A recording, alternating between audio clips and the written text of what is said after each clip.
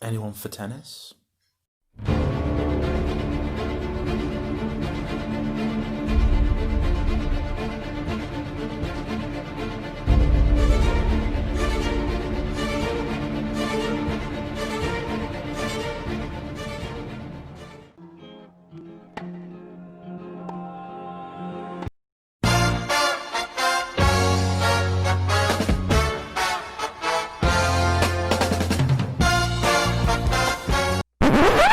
Hello everyone, yes, it's me, DG Movies, back again with movie commentary number 3.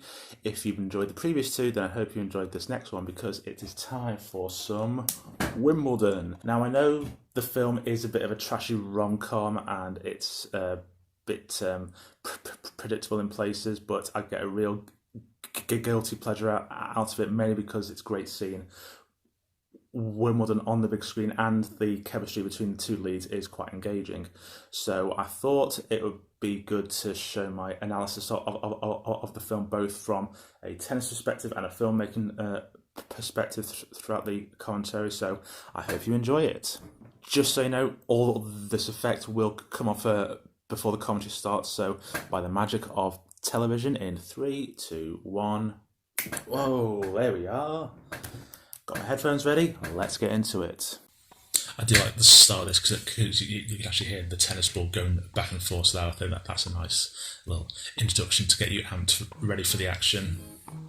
Now, this is definitely my least favourite bit of the film, this little bit here, mainly because of the weak font. Look at this font coming up. That is a weak font for a film title, that looks dreadful. You should be ashamed of yourselves. Now, throughout this commentary, I will be commentating on certain things from a film perspective and certain things from a tennis perspective, just to see how accurate it is from a Wimbledon tournament look. For a tennis player, it's being in the final of a Grand Slam, centre court. So, with that line, we are led to believe that this is the final of the French Open, because this happens just before the grass court season. Tennis players, that's all it ever is. A dream. But judging by that shot, that looks more like Monte Carlo, and which you can see by the French and Monaco flag. And with them mentioning that that's a Grand Slam final, I don't know why this match is going on. I assume this is a final of some challenger event, and the challenger event is like the level down below the main tour. So I don't know why this match is going on during the final of a Grand Slam. So that's a bit inaccurate. But for the sake of the film, it makes sense to introduce the characters in this way. No fear. See, the one thing you can't have is fear. You're going to see a lot of CGI tennis balls here, I'm afraid. just so you know. Not of losing. I hope you don't mind, but I do like that they touch on the psychology of a tennis player, and I feel it's quite accurate throughout the whole film. And you'll see a lot of British TV talent here, like Robert Lindsay, who is an icon, and Celia Imrie. Colt. And we're hoping he'll be hanging his racket here at the club. That goatee is insane. That's such a distraction. Do a peek at our ground strokes, won't we, ladies? Oh, do shut up, Sylvia. Good luck at the championships. I love that line. Oh, do shut up, Sylvia. I try and use that a lot in real life. Once ranked 17th in the world. 11! I like that brilliant guy, because One tennis player. rankings are very personal to a tennis It isn't player. a killer foes. Now, I assume this is Brighton. You can put it in a comment section if it's not, but I'm pretty confident that is Brighton. But as you can see, I've never been hungry. That is a hell of a house. And as far as See, now this is weird. What you're about to see. Hello, Carl. Not only is it weird seeing James McAvoy before he was a big star, but he's a guy whose way of getting better at cycling is by watching those types of videos. Don't want to miss your grand. It's still hard to imagine that James McAvoy is in this now that we know what he becomes. And if you're a superhero fan, that is Vision talking to Charles Xavier, which is very weird. oh God, you really are a wanker, aren't you? Harsh but fair. He does do a good job of that character. He does pull off the gags nicely. Right, well, I'm I mean, that, as tree houses go, that is very impressive to go with the impressive house. Remember, I always told you that tennis was a gentleman's game? Yeah. Total bollocks. Everything I ever told you. Total bollocks. Right then. Good piece of music this. This was definitely like a really popular like track at this time. By the way, London is never this quiet, not a chance. You have a suite, top floor, wonderful view. Really, I think you might have made it. Thank you. Yeah, don't complain about a good room. Wow. Oh, that's a hotel room. Well, they weren't wrong about the view. Now that's a view. By the way, this would never happen in real life. I'm sorry. A hotel would never Room 1221. make this mishap. But for the sake of My 1221. rom-com moments, this had to happen. So I do get that. And it is quite a funny moment because they both do it really well. I'd reserve. Yes, goodbye. And may I say good body? Shit. Why would you do that? Oh. He is very British in these moments. So Paul Bettany does it so well. There we go. Much more modest. See, no, that's much closer. Ah, there he is, Jamie Lannister. You will be amazed at the cast that's in this. This is my last hurrah. He looks really thin for a tennis player. Paul Bettany, he does look really thin for a tennis player. Oops. Sorry, wrong court. To be fair, as tennis goes, that's an impressive shot from the other court to get at that. Missy Bradbury. They must have had some good tennis coaching because there are some shots where you can see that they're actually genuinely doing those shots. So fair play on the actual tennis side of it. You're exceeding my expectations. Tennis player would never drink Heineken, so I don't know why that's there. Fish and chips. Fish and chips it is then. Lizzie, sweetheart, what the heck are you doing? And Sam Neill's in this, see? The cast is surprisingly good. Hit this one, and I'll sleep with you. Oh, I'm so sorry. Too bad. You could have used the workout. Ooh, burn. See, I like this bit. All this is done really well. Yep, that's the old court 2, that's the old court 3, because they're not there anymore. 30-15. Bit harsh. Some of the editing you can see the differences, like the audience, that's from court 3, but their actual court play, you can see it's on court 7. I'm going to get very, very nerdy, so just to warn you.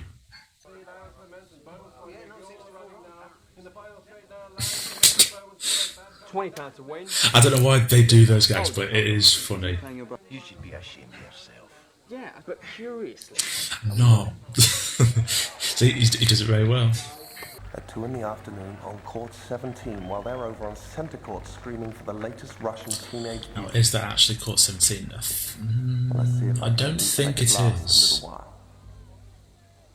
No, it's not court 17. Good luck, Mr. Colt. That looks more like court 9. Thank you.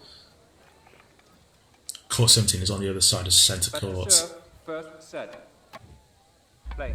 By the way, in normal matches they would have like a 7-minute practice, so going straight into the match, this would never happen. Embarrassing.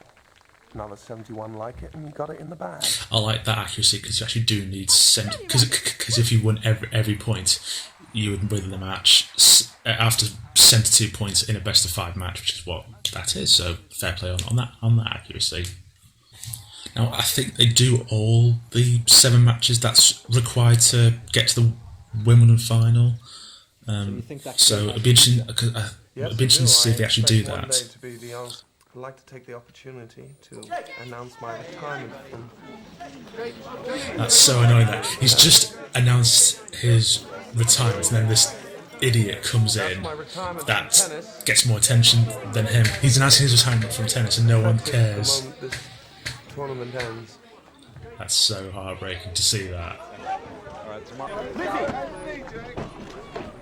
That guy always seems to play the douche. He's very good at playing a douche.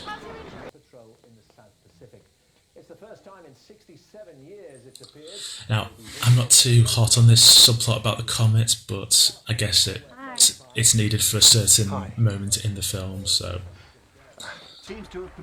Now, I believe that is Murphy Jensen, who was a pretty solid pro back in the day, and who was a very entertaining player in the senior tour.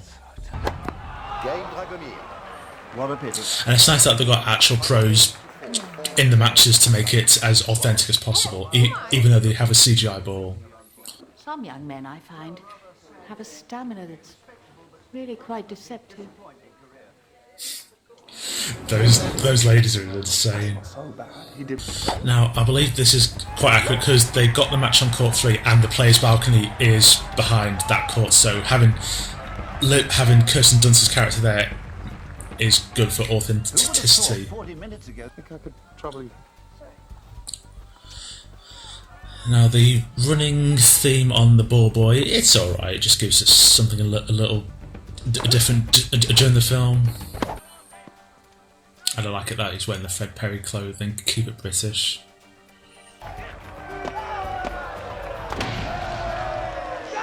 Fair play to Murphy Jensen for the over-the-top reaction just for the sake of film.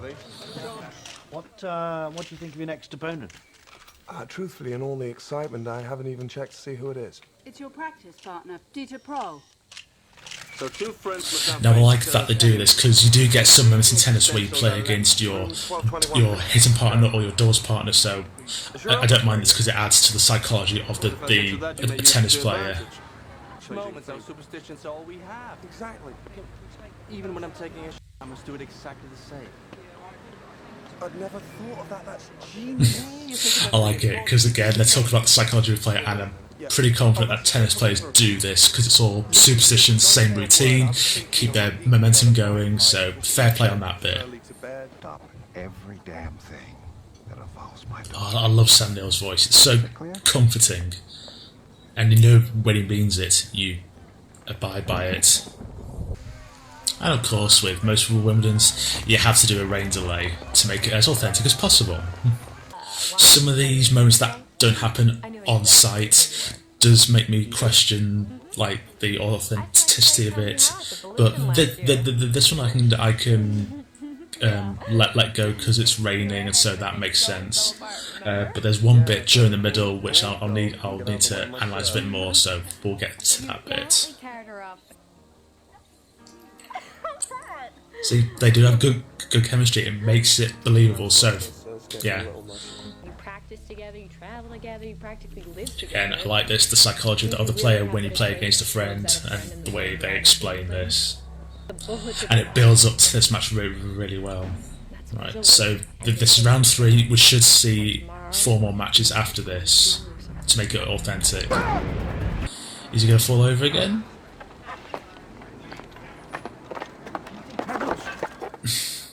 Kind of.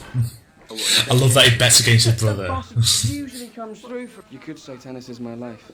My passion's chat rooms. That's very early 2000s. I'd love to know if they actually have those sauna rooms at Wimbledon. See now, Nikolai Costa-Waldau is built like a tennis player, but Paul Bettany is definitely not built like a tennis player. What did I always say about you? John Favreau. So now we got Happy Hogan talking to Vision, and also in the same film there's Charles Xavier, and Jamie Lannister, and Alan Grant from Jurassic Park.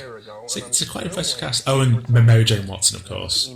Now, because I know what happens later in the film, I assume that Peter Colt and Lizzie Bradbury started on the Monday, second round on the Wednesday, third round on the Friday, so I assume this is Friday night. I don't think this sort of event would happen during the championships for players to attend, because they usually do a pre-Wimbledon party and then they would just stay hunkered down with their training during the 2 weeks. So, but for the sake of rom-com, this has to happen. Which I won. What a dick. What a dick. Did you hear? I kind of like it.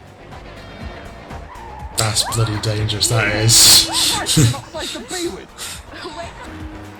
And then this bit is so weird, because then suddenly they've been driving all night to his home in Brighton. I assume Brighton. It's just random, like they're just going to continue trying. And then suddenly we're on the White Cliffs of Dover. So now I assume this to be Saturday or the middle Sunday. Or maybe the previous, or maybe the event was the Saturday night and this is the middle Sunday. Because if you don't know, Wimbledon, they don't play on the middle Sunday as tradition unless they have matches to catch up on. Mine are still together. Look at that camera, it's so 2000s. I am so sorry. Might want to change the sheets. That's gross. That's a surprising amount of food for tennis players, but at least there's a lot of fruit there. This sequence is alright because it's shot well. The music, the choice of song is good. Seeing those sort of Victorian stands makes me feel at home because I live in Southport and they have a lot of them on our promenade. But it's not as well lit as this. That's a really nice angle. Really nice shot there. Such an odd place for a tennis court. It's right by a main road.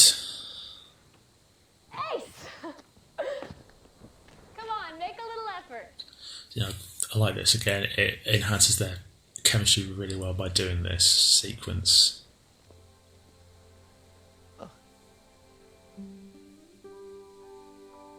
So there you go. It's a bit of a weak subplot, but to enhance the story, I guess it needs to be there. 100 quid on Cavendish in the quarters. Hold your horses. Quarters? So they skipped a round. So I assume they skipped the fourth round, which shouldn't happen, because this is the next morning. Love to see an English guy in the finals, but give me a break. Peter Colt is the luckiest man in tennis. Wanker. That was a harsh statement, even by McEnroe's standards. Incredible how much that act. Well, we better get going. Got a lot of work to do. I'll say you've been away for almost 2 days. That's awful. I love this. So, at the moment, at the time of filming, Tim Henman is the top Brit in real life tennis, and so they decided to name the top British player in this film Tom Cavendish, which is an extremely British name, and he looks a bit like Tim Henman. He plays a bit like Tim Henman. He's Tim Henman for legal reasons. There's no support for Peter. I don't get that. I mean, yes, he's the British number one. But I think that's really harsh. Look, I mean, it's like a Davis Cup atmosphere where it's all against Peter Colt. And Colt will now take on 5th seed Pierre Moreau in the semi-finals. Right, so they totally ignored the fourth round, which they probably did that for timing reasons, because it made the film too long. So I guess I can let that go. Yeah, I think they've done most of the filming on Court 3, which it makes sense. It's a decent sized court. You've got the players at balcony as well, so you can add that element to the story, which they have done. So it seems fair. Yeah, I bet it was really interesting doing the filming of this, because I think they did it during an actual championship. So yeah, I bet they couldn't believe that they were able to film it at the actual site during the championships, because it's quite a privilege to play on those courts, even if you're a member of the club in the outside of the tournament. So this is very rom-com. This whole sequence is very generic, but again, the chemistry of Paul and Kirsten help this move along. Peter. What are you doing here? That's an excellent question. He needs to be with you to get his mojo going for the semis. I can't seem to get through. And then he completely choked. Hey, Chris Evert, Ever fully recovered. tennis legend. Well, there's no choking here today on number 2 course. Peter Colt is firmly in control. I'm not sure why they would have a camera in the commentator's booth, but it makes sense for the film. But from watching the TV, you would never see a camera angle like that. What do they do? I mean, look, they're all in their underwear. They're all having pizza. What do they just do? Do they just boink each other all the time? Are they a swingers club or something? What's going on? Very strange. Don't say that. You don't mean it. I do. Love means nothing in tennis. Zero. It only means you lose. Nice line. Nice line. double meaning. Love is just like she said. Yeah, he's absolutely right. Just ask my soon-to-be ex-wife. Ask all my ex-wives. Oh, he plays the agent so well, Jon Favreau. He does play to the stereotype of an agent so well. Generic, depressing rom-com music when the character's at his lowest. What is that? Marmite? Yeah, the Marmite family. It's all about the Marmites. I'm out at the treehouse. So, again, I'm not sure why. Your mother and I seem to have found I mean, some common ground. again, I can see why they've done it for the sake of the film, but for the sake of tennis, I don't know why he would go to his parents' house just before the final when he's been doing this totally different routine for the other matches. So, yeah. But again, for the sake of the film, it builds up to the final. I'd like to know what Peter Colt's parents do to get a house that big. Yeah, I mean, we never get to hear what they did to get that house, so yeah, I'll be really intrigued. What you're saying is Jake's the safe bet then? He can't get past the money. Right, you won't know this, but I'm a big Chris Moores fan, so hearing his voice in a film is really cool, because that's one of his few appearances in an actual film, so that was really cool. So that helps me like this film even more. But that's a really interesting situation for any tennis player to have, knowing that match will be your last match, because obviously it's a final. Because I know a few players have had that situation that I've seen in the past. Yeah, you didn't do this for all the previous rounds, did you, Glory Hunters? If you could win that cup, sir, we'd all be so proud. I'll do my best. And I don't even like him. I don't know who that guy's name is, but I know he's like a famous British TV personality, but I can't remember his name. Not to add to the pressure, Peter, but you know the entire United Kingdom is cheering you on today. What an awful question. Yeah. What an awful question. Not to put any pressure on you, but the whole entire nation is depending on you. Stupid. Lizzie, I love you more than life. I like the switch where Kirsten Dunst's character loses faith in him, but then then Sam Neill's character has faith in him, and how that switches, and then he becomes more on his side than she does. Portable TVs, you don't see them anymore. Members have invited you to use the #1 dressing room. Oh no, thank you, Danny. I think I'd rather stay here. Right. That's what I told him you'd say. Yeah, tennis players are all about the superstitions and the routines. They love their routines. By the way, how's the week back? Oh, he's such a dick. But he plays it so well, but he always plays that sort of role. How's the week mine, gentlemen? Nice comeback. I believe that's the entrance to Court 1, but they edited it to give it a longer run up. Because that is not the entrance to centre court, definitely not. Fair play to them to actually get in centre court. They were able to film there. But the film is making you believe that you would only play finals on centre court, which is certainly not the case. And look who he's had to beat: Hewitt, Federer. Well, with the exception of Dragomir and Tom Cavendish. That's impressive, beating Hewitt and Federer. Or having to play Hewitt and Federer. Great tennis. But they're probably just mentioning those names just to show actual tennis players' names. But the way the film is showing Jay Cameron being a top-level tennis player, I don't think he would have to play Hewitt and Federer in the same tournament like this. I bet they loved filming on centre court. Because they knew they would never get another chance like this. Yes, thanks. I'll be meeting you.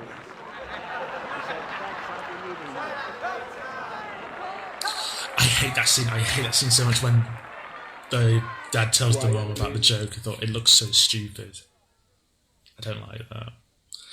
I don't know why. I just don't like it at all.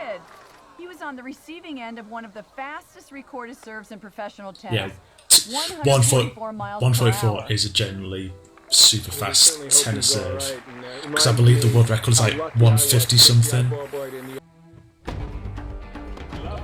This is a really nice shot. This passage of time.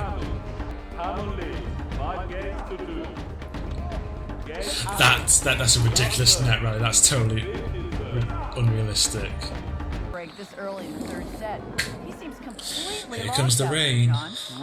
Now today they thankfully got the comfort of having a roof to come over, but back then the roof wasn't there. I think because the film came out in 2004, the roof didn't come out until 2009. This is amazing how the rain gets so heavy mid-rally.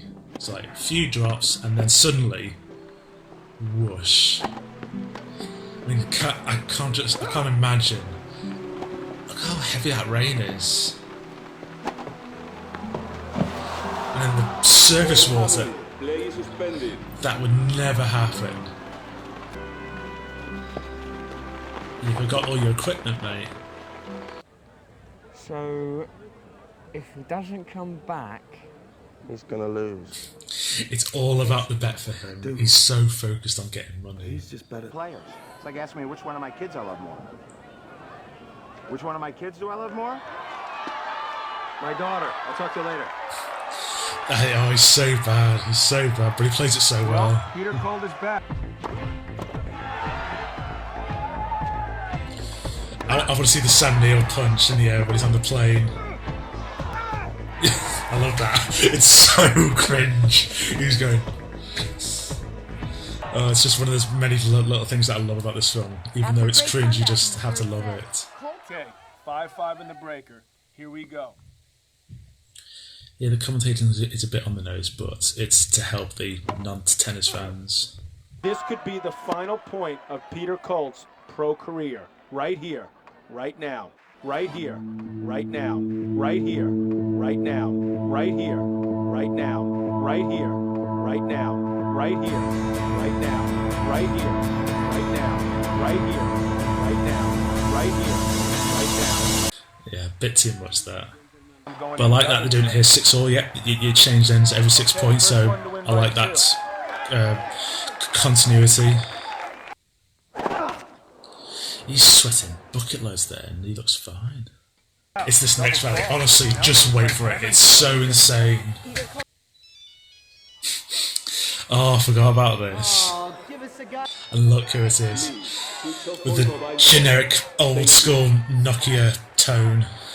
Because this was a big problem back at... Well, not a big problem, but it was a noticeable problem back then, because mobile phones were in its infancy. I mean, don't go wrong, this track and shot is good, but the movements of the players just don't quite look right, and the CGI board just looks insane. That last shot is totally unnecessary. He just smashed it into the net, because he's on his floor. Peter Colt is on the floor, and he just needs to dink it into the empty court to keep the tiebreak going. And that's so ridiculous. The sequence is funny, because it's so over the top with the fist pump. And the music is ridiculous.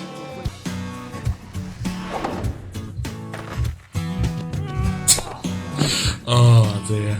It's so cheesy, but it just makes it so watchable. See, that's alright. The CGI ball there. See, that's a good angle. That actually just looks like a genuine point of actually hitting an actual ball there. So fair play on that. To be fair, I'm amazed they haven't done this situation a lot in this film, having a questionable line call. I love that they're trying to reenact the "you can't be serious" moments in this, which is fair play. It's a nice homage to John McEnroe. Here we go. Here comes the over the top moment that you know. See, that's a cool shot. That sweeping look where he's getting the ball. But yeah, this is totally over the top. You know, I mean, you know exactly what's coming, but still, you have to go through with it. But I love that sweeping shot. That sequence of the net is totally unrealistic. To be fair, that's a well executed camera shot. But if you actually pull the camera back and see what actually happened, it would look totally unreal. But I mean, you can let some things go for the sake of film, but in terms of the tennis, it is over the top. Some bits of it unrealistic, but you can get away with it. Right, and there you have it. So as the credits roll, I hope you enjoyed it. I always watch this once a year when the tournament is about to start, and yeah, I always love it. It's a big guilty pleasure of mine. It's helped that I'm a big tennis fan, so I appreciate the tennis sequences and how they bring in the mental side of tennis and the superstitions, etc. So I think they get that bit done quite well, and how they mix in the rom-com tropes as well. I thought that mixed in well. The performances by Paul Bettany and Kirsten Dunst really helped the film move along because they have really good chemistry. Yes, it's cheesy and very it's very cheesy, very rom-com, but the tennis side helps, and the good performances make it worth watching. And so that's why I watch it every year, and it gets me hyped up for Wimbledon. So I hope you enjoyed the movie commentary. I am aiming to do a few more in the future, so I'd keep an eye on them. In the meantime, like, share, subscribe, hit that notification button, and I will see you all next time.